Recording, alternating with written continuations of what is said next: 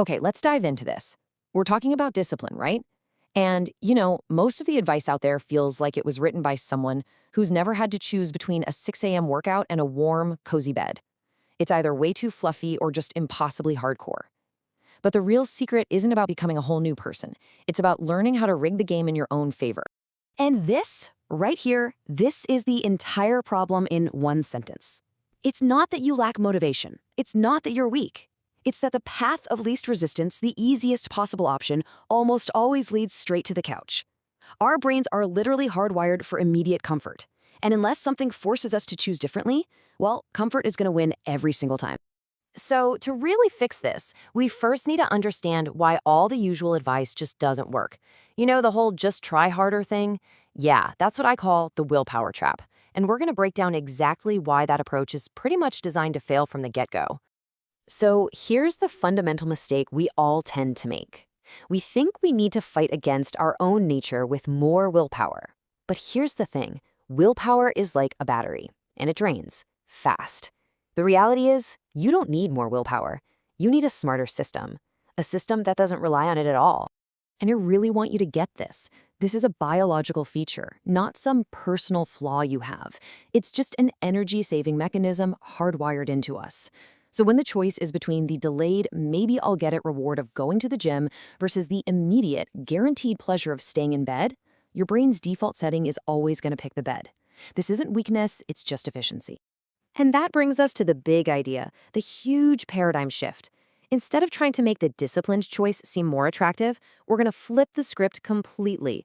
We're going to focus on making the lazy choice a massive pain in the neck.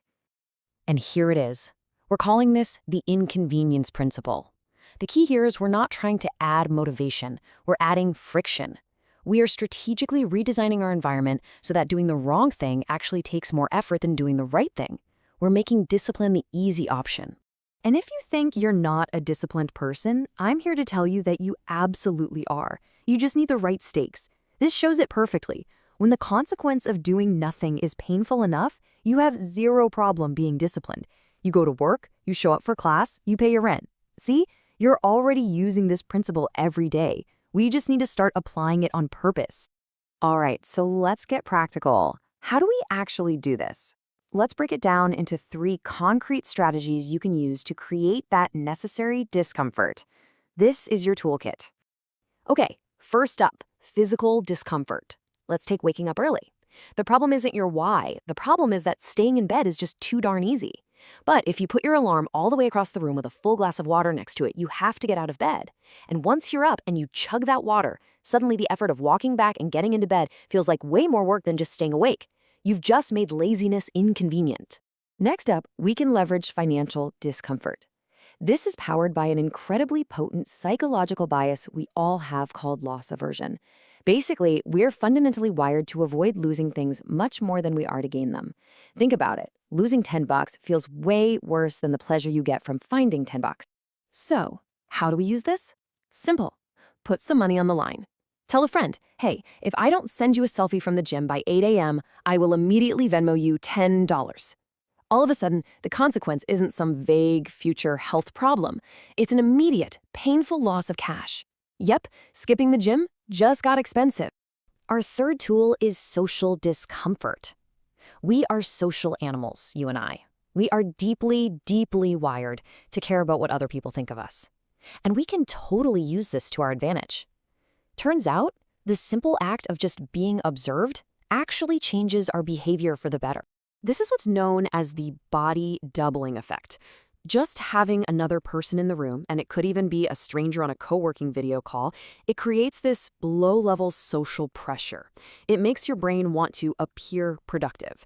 And suddenly, scrolling through Instagram feels kind of embarrassing, and you find yourself getting back to work. Now, actually putting this stuff into practice isn't always so simple, because your brain, while lazy, is also really clever. It will look for loopholes. So let's talk about how to outsmart that future lazy version of yourself. So I know what some of you are probably thinking right now. This all sounds kind of negative, like you're just punishing yourself into being disciplined. Is this really a healthy way to build habits? And honestly, the pragmatic answer to that is, so what? The goal here isn't to feel warm and fuzzy all the time. The goal is to get results. A discipline system that is easily defeated by your natural urge to be lazy is, by definition, a useless system. A little bit of well-designed punishment is exactly what creates the leverage you need to actually take action. But you have to be smart about it. So here are the rules. First, start small. A $10 penalty is annoying. A $100 penalty might just be demoralizing if you fail. Second, you have to be vigilant about loopholes. Your brain will find them, so you have to be ready to adjust the system. And finally, and this is crucial, you have to aim for consistency, not perfection. Listen, you are going to have days where you see the consequence, you know the rule, and you choose laziness anyway. That is fine. That's just being human. But if this system makes you choose the disciplined path 8 times out of 10 instead of, say, 3 times out of 10, that is a monumental victory. That is how real, lasting change actually happens. So I'm going to leave you with this question to really think about. Look at your own goals, your own habits. What is the one undisciplined choice you consistently make?